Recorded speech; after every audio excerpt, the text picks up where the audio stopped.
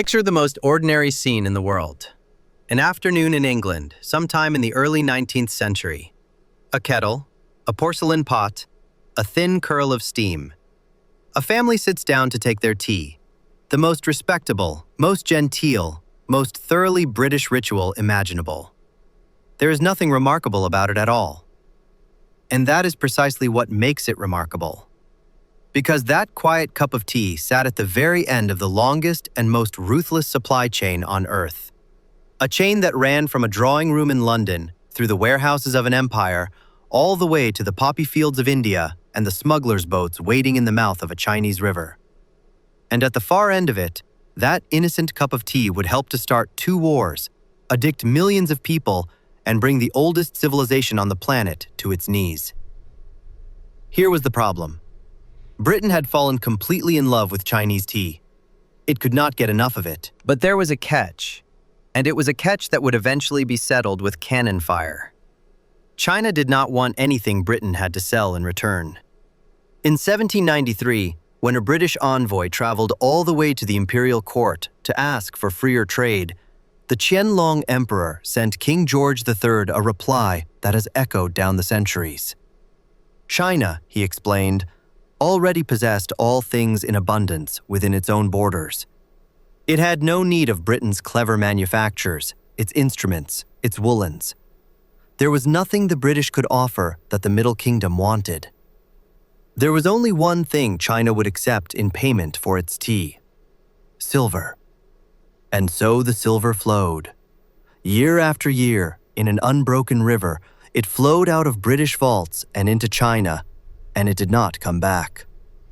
To the men who balanced the books of the British Empire, this was not a quaint cultural difference. It was a slow financial catastrophe, a hemorrhage of the nation's treasure with no end in sight. The history books would later call what followed the Opium War, and they would tell you it was a war about a drug, about morality, about a poison forced upon an unwilling people. And all of that is true. But underneath the moral language, underneath the smoke, the real story was written in something far colder. It was written in columns of figures. Britain didn't go to war over opium. It went to war over a trade deficit it could not fix any other way. The British Empire is remembered for a great many things: its navy, its factories, its parliament. What it is rarely called, in the polite version of the story, is what it also unmistakably was: the largest and most profitable drug trafficking operation the world has ever seen. And the most unsettling part is that it did not become that out of cruelty or madness or some unique imperial wickedness. It became that out of arithmetic. It had a balance sheet problem it could not solve, and opium was the only solution that worked. Which raises the questions this whole story exists to answer. How does a nation's polite obsession with a hot drink end with warships in a Chinese river? How does the most advanced and self-sufficient civilization on Earth end up flooded with a narcotic it desperately, repeatedly tried to ban? And how did a problem that began as a simple matter of accounting, too much silver going out, not enough coming in, end with the burning of an emperor's palace and a century of humiliation that still shape the world today? And let me be clear about what this is and is not. Because the moment you say the words, "It was really about money," somebody assumes you are excusing it or inventing a cynical conspiracy to replace the moral story. This is neither. The human catastrophe was real, and it was monstrous. But the financial machinery underneath it is not some hidden theory. It is the mainstream understanding of serious historians. You can find it laid out in Julia Lovell's acclaimed history, The Opium War, published in 2011, and in the work of scholars like Carl Trocki, who traced precisely how opium became the financial engine of an entire empire. The drug was the weapon. The motive was the ledger. Historians have understood this for a very long time. If you want the hidden financial logic underneath the great events of history, the arithmetic the moral stories leave out, this is the channel built to give it to you. So consider subscribing, and let's begin at the beginning. Because to understand how it came to gunboats, you first have to understand a problem that Britain could not solve by any honest means. And it starts with the one thing China had that Britain simply could not stop craving.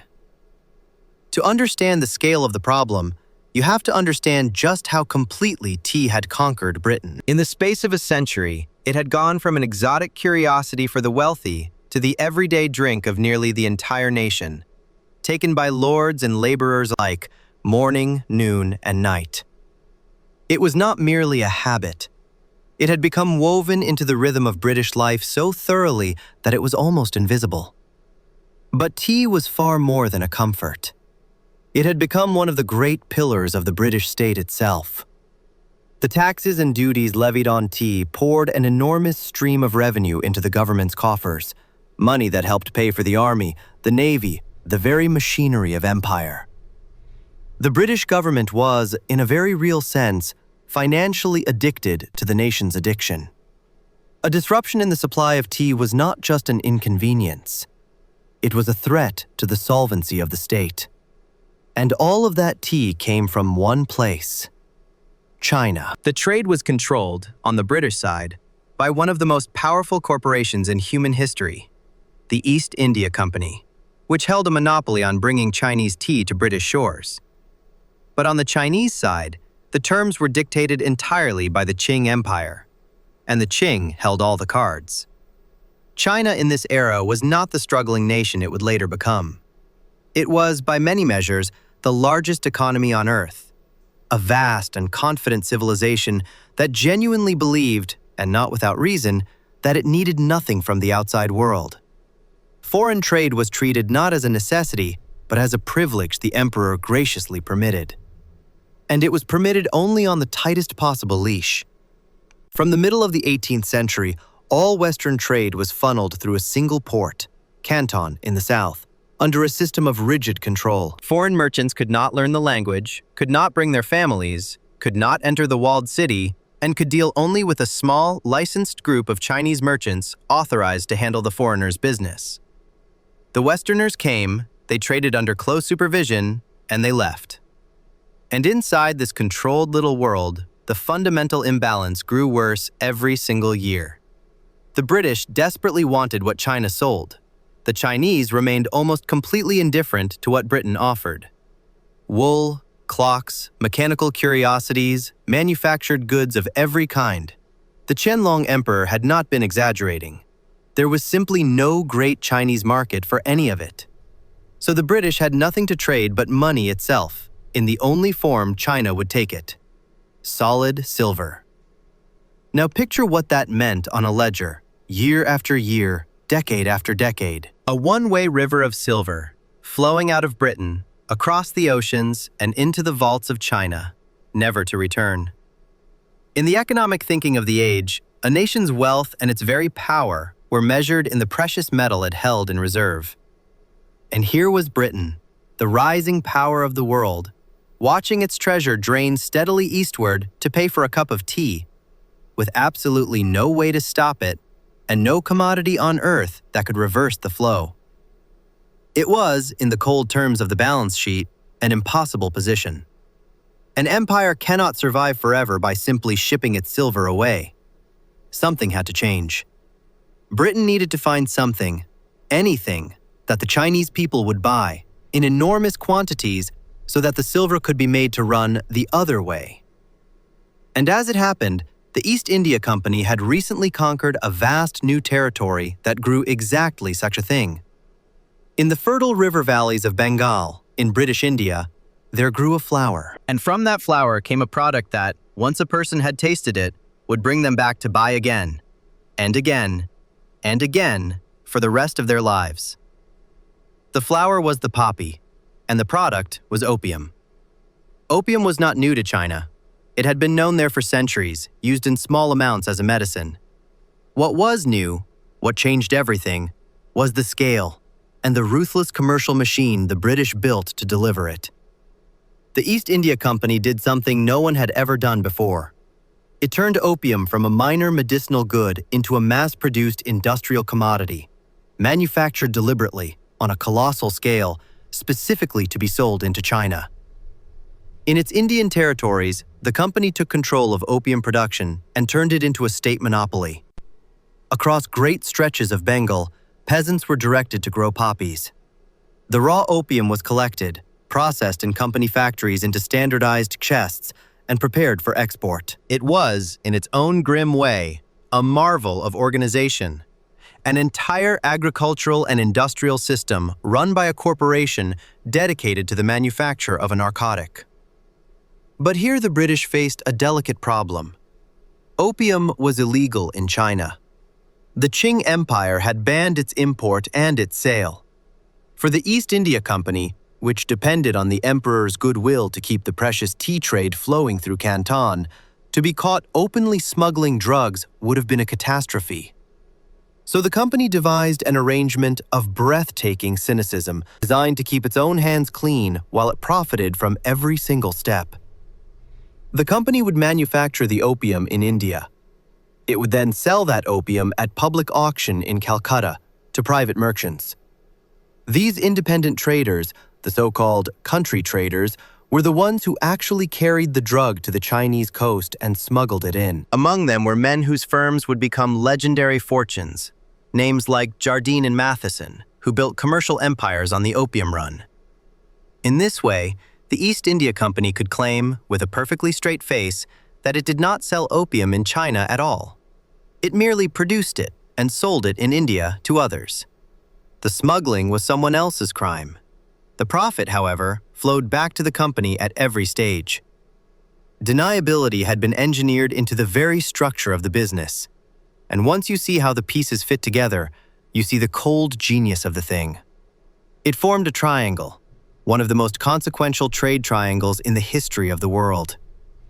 British silver and goods flowed to India. Indian opium flowed to China. And Chinese tea flowed back to Britain. Each leg of the triangle fed the next. The opium sold in China generated the silver to buy the tea. The tea generated the revenue and the demand that justified the entire system. The machine, at last, closed the loop. And it did exactly what it had been designed to do. As the opium poured into China through the 1820s and into the 1830s, the ancient imbalance finally reversed. For the first time, the silver began to move the other way, out of China, to pay for the drug, and back toward British hands. The hemorrhage had been stopped. More than stopped, it had been turned around. Britain's impossible balance sheet problem had been solved. The numbers showed just how completely. In the early years, the opium trade had been a modest trickle of a few thousand chests a year. By the late 1830s, by most estimates, it had swollen to tens of thousands of chests annually, many times over its old volume in the span of just a few decades.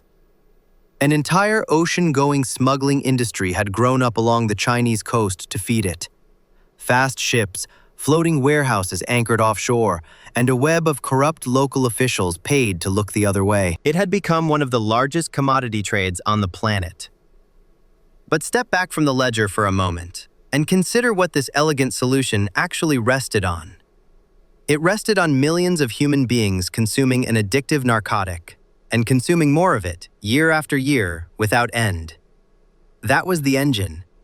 That was the thing making the silver flow. A trade balance restored on the backs of an ever-growing population of addicts is not a stable financial arrangement. It is a slow-burning fuse. And on the Chinese side of the ledger, that fuse was burning down towards something the British accountants had never put into their calculations at all: a reckoning. By the 1830s, the Qing court could see a disaster unfolding on two fronts at once, and the two were connected in a way that made the whole thing far more dangerous than it first appeared. The first front was human, and it was visible everywhere. Opium addiction had spread through Chinese society like a stain seeping through cloth. It reached into every level: laborers and merchants, scholars and officials, even soldiers in the imperial army, the very men who were supposed to defend the realm, now hollowed out by the pipe. Addiction wrecked families, drained productivity, and ate away at the physical and moral strength of the population. To a state that saw itself as the guardian of social order, this was a profound and visible rot. But the second front was the one that truly frightened the men who understood money. And it is the part of the story the moral histories usually skip. The opium trade was not just poisoning China's people. It was breaking China's monetary system. Here is how. The Chinese economy ran on two metals. Ordinary people, peasants, workers, small traders, conducted their daily lives using copper coins. But taxes to the state and large transactions were reckoned in silver. The two were exchanged at a rate that, for a long time, had stayed reasonably stable. Now, as opium sucked silver out of the country in ever greater quantities, silver became scarce. And as it became scarce, it became more valuable. It took more and more copper to buy the same amount of silver. Think about what that meant for an ordinary Chinese farmer. He earned his living in copper, but he owed his taxes in silver. As the exchange rate climbed, the real burden of his taxes climbed with it. Not because the tax rate had changed, but because the money he was paid in was steadily losing ground against the money he was forced to pay in.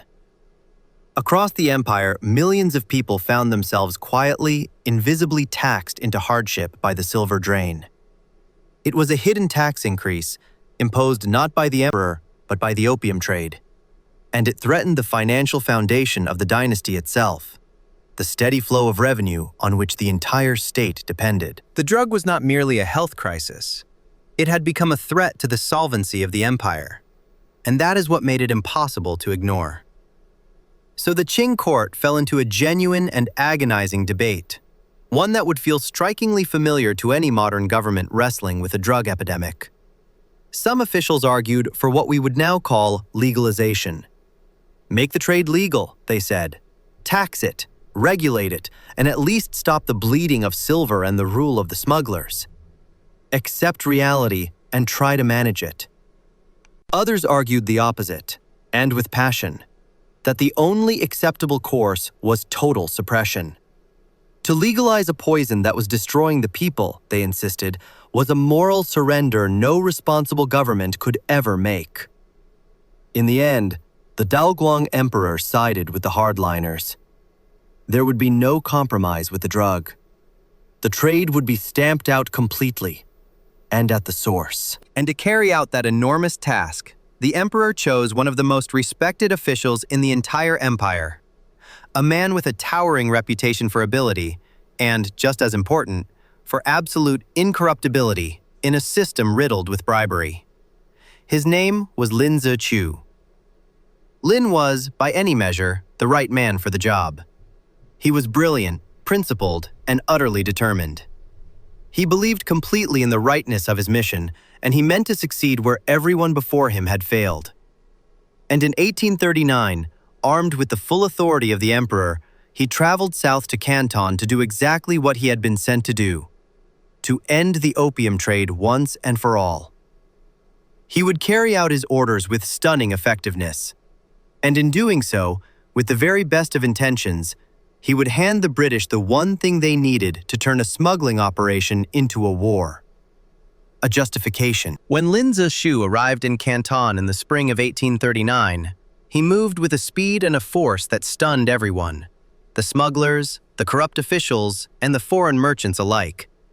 This was no half measure, no token gesture that could be waited out with a well-placed bribe.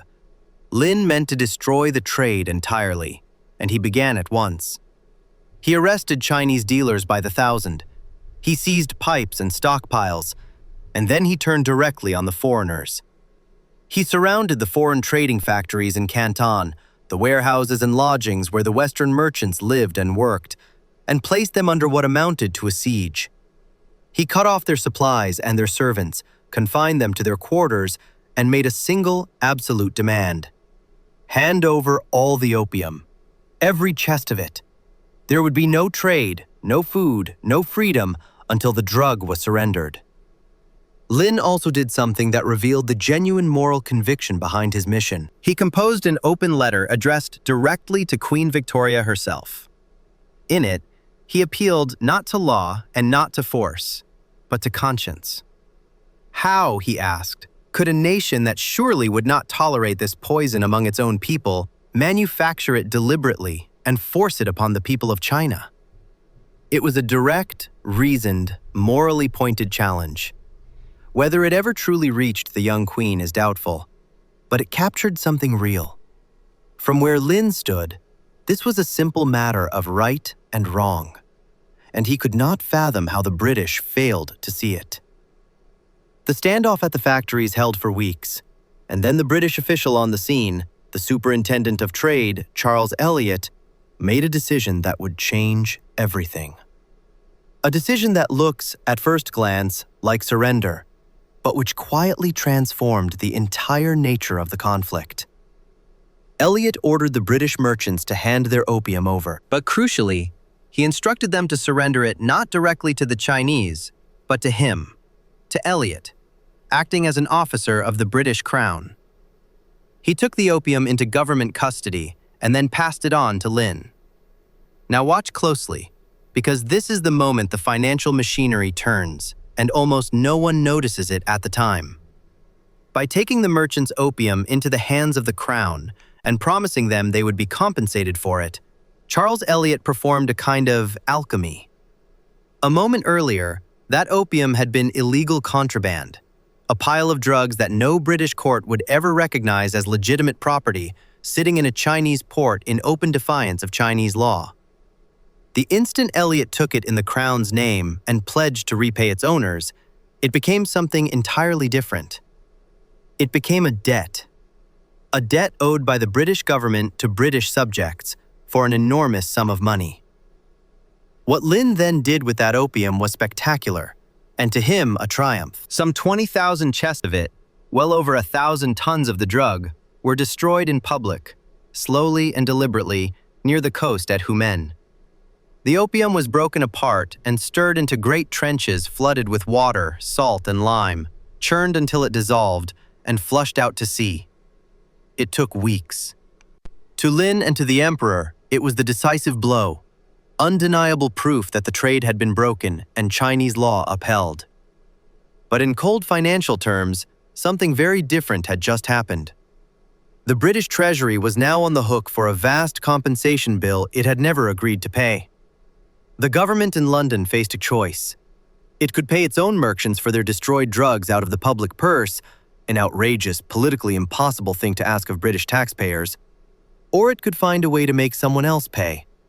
And there was only one candidate available to settle that bill: China. So the moral crusade of Commissioner Lin, however righteous, had created, without anyone in Canton quite intending it, a financial obligation that could be discharged in only one of two ways: by shattering the British government's credibility at home, or by extracting the money from China by force. And in London, the men who had built the opium machine were about to make very sure it would be the second. They were already lobbying for war, and when they made their case, they were careful never to say the word opium at all. The decision now moved from a besieged compound in Canton to the halls of power in London. And it is worth pausing on what happened there, because it gives the lie to any notion that Britain stumbled into this war by accident, in some fit of spontaneous outrage. The men with the most to lose were the opium traders themselves, and they did not sit idle. William Jardine, one of the most powerful figures in the trade, sailed to London to press the case for war directly. He met with the Foreign Secretary, Lord Palmerston, and he came not as a supplicant, but as a strategist, supplying maps, intelligence, and detailed plans for exactly how a military campaign against China ought to be conducted. Which ports to seize, what terms to demand. The war that followed would be shaped, in part, by the very merchants who stood to profit most from it. But here's the crucial thing about how that war was sold. When Palmerston and the government made their case, they did not stand up and announce that Britain was going to war to protect its drug smuggling profits and to force China to pay for opium it had every legal right to destroy. That would have been indefensible. Instead, the war was dressed in the most respectable language available.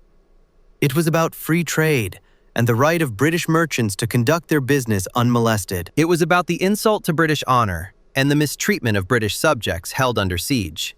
It was about the rule of law and the dignity of the crown. The word opium was kept carefully, deliberately, in the background. The real cause was the balance sheet. The stated cause was national pride. And not everyone was fooled. When the matter came before Parliament in 1840, it provoked one of the great moral debates of the age. A young rising politician named William Gladstone rose to denounce the coming war in blistering terms. He called it unjust in its origin, a war that would cover his country in lasting disgrace. He understood exactly what was being done, and he said so, to their faces. But the government held firm, and when the vote was finally taken, the result was astonishingly close. The motion challenging the government's China policy was defeated by a margin of just 9 votes. 9. By that razor's edge, Britain went to war with China over, in the final analysis, a problem of trade. The war itself was not close at all. Against the industrial and naval might of the world's leading power, the Qing Empire, for all its vast size, never stood a chance.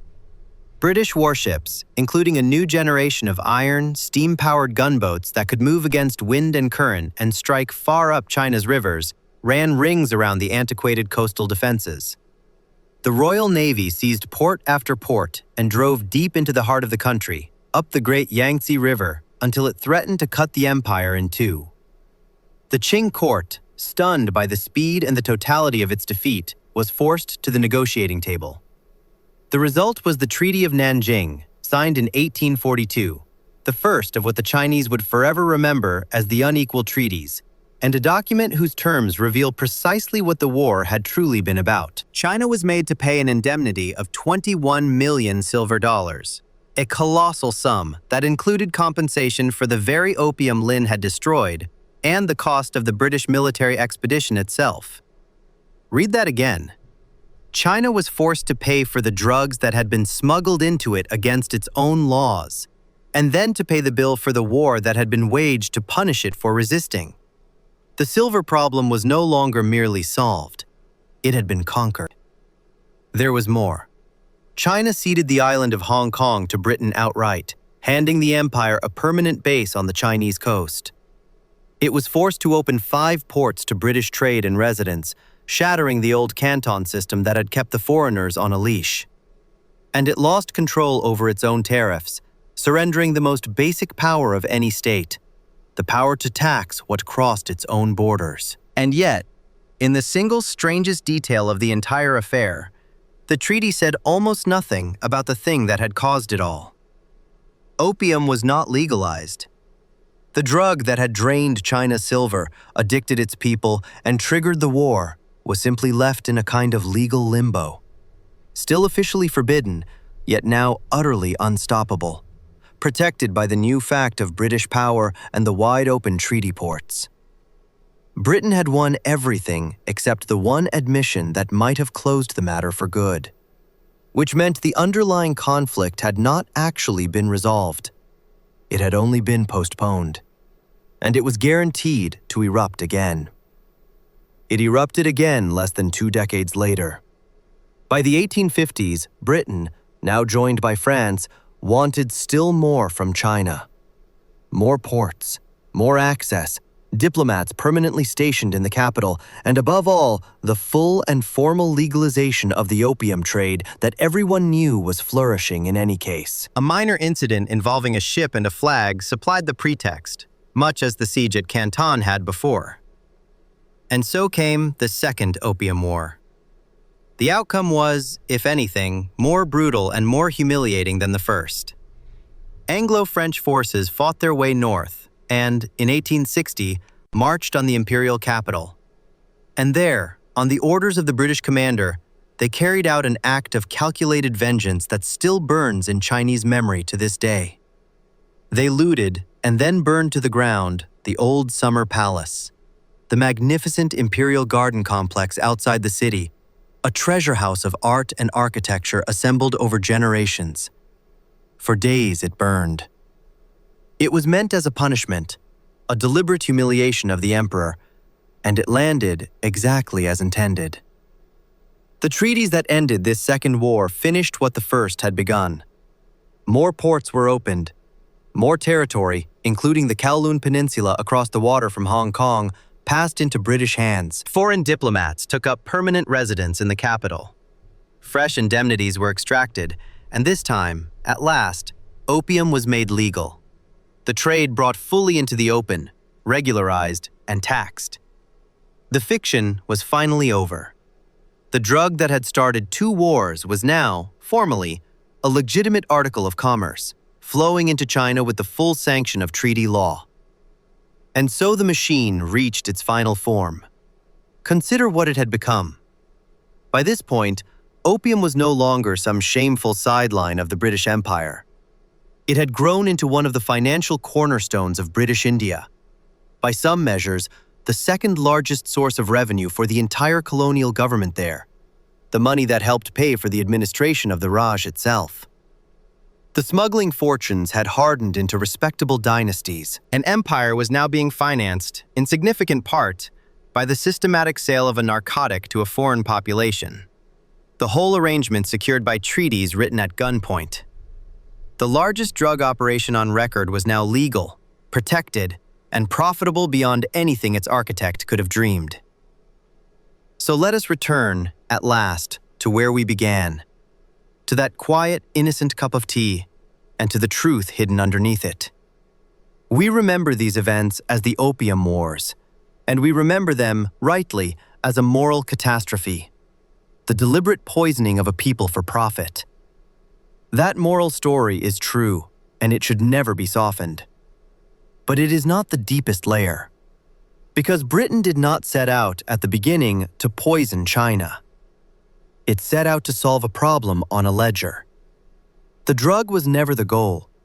It was the instrument, the one commodity that happened to work when nothing else would. The morality, on both sides, was the story told around the arithmetic. And the arithmetic came first. And that is what makes the Opium Wars so important and so chilling far beyond their own century. Because a trade deficit is not a moral category. It is a column of numbers. But those numbers carry a terrible kind of pressure. When a great power discovers that it cannot balance that column by ordinary means, when the wealth keeps draining away and nothing it can offer will stop it, that pressure does not simply vanish. It searches for an outlet. It reaches for any lever, however ugly, that will reverse the flow. The Opium Wars are the purest demonstration in all of history of a truth that every trading empire would prefer never to say aloud. A structural trade imbalance between great powers does not stay a commercial problem for long. First, it becomes a political problem. And in the end, often enough, it becomes a question of force. For China, the cost of that lesson was almost beyond measure. The Opium Wars marked the beginning of what the Chinese still call their century of humiliation, 100 years in which the greatest civilization on Earth was carved into foreign spheres of influence, stripped of its sovereignty, and forced to submit, again and again, to outside powers. That wound did not close when the wars ended. It became part of the very identity of modern China, a permanent memory of what happens when a nation grows rich and proud, but cannot defend the balance of its own trade. And that memory, as it turns out, is not a historical footnote at all. It is one of the most powerful forces shaping the world right now, today. Look at the relationship between the great powers today, and you will see the very same machine running, only turned completely around. For decades now, it has not been China bleeding silver to the West. It has been the United States running an enormous, structural trade deficit with China, year after year, a vast river of wealth flowing from west to east to pay for goods that America cannot stop buying and cannot match at home. It is, in its essential shape, the very same predicament that once tormented the accountants of the British Empire. Only now it is Washington, not London, that cannot balance its books against the Middle Kingdom. And just as before, that imbalance has refused to remain a quiet matter of economics. It has erupted into a full-blown trade war. Tariffs and counter-tariffs stacked higher and higher, a contest fought not with gunboats, but with customs duties and export controls, reshaping the entire global economy in the process. And then there is the detail that history could scarcely have scripted more cruelly. The drug now flows the other way too. In our time, it is the United States that has been ravaged by an epidemic of a narcotic, fentanyl, a synthetic opioid so potent that at its peak, it became the leading cause of death for American adults in the prime of their lives. And the United States has pointed its finger directly at China as the source of the chemicals that make it, tying tariffs explicitly to the demand that Beijing shut that supply down. An Eastern power, accused by a Western one of poisoning its people with a drug in the middle of a war over trade. The roles from 1839 have been turned exactly upside down. And China, which has never for one moment forgotten the Opium Wars, which teaches the century of humiliation to every schoolchild, is acutely, pointedly aware of the irony. The lesson of the Opium Wars is not a relic behind museum glass. It is a warning that belongs on the desk of every leader alive today. Trade imbalances between rival great powers are not settled politely by ledgers. Not forever. The pressure builds until something gives. Britain reached for opium, and then it reached for gunboats. The question the coming years will answer is what today's powers will reach for when their own accounts refuse to balance, and whether the world has learned anything at all from the last time a great empire tried to solve an accounting problem with force. History does not remember the Opium Wars as a war about a balance sheet. But that, in the end, is exactly what they were. And the most dangerous numbers in the world have always been the ones a great power has decided it can no longer afford to leave unbalanced.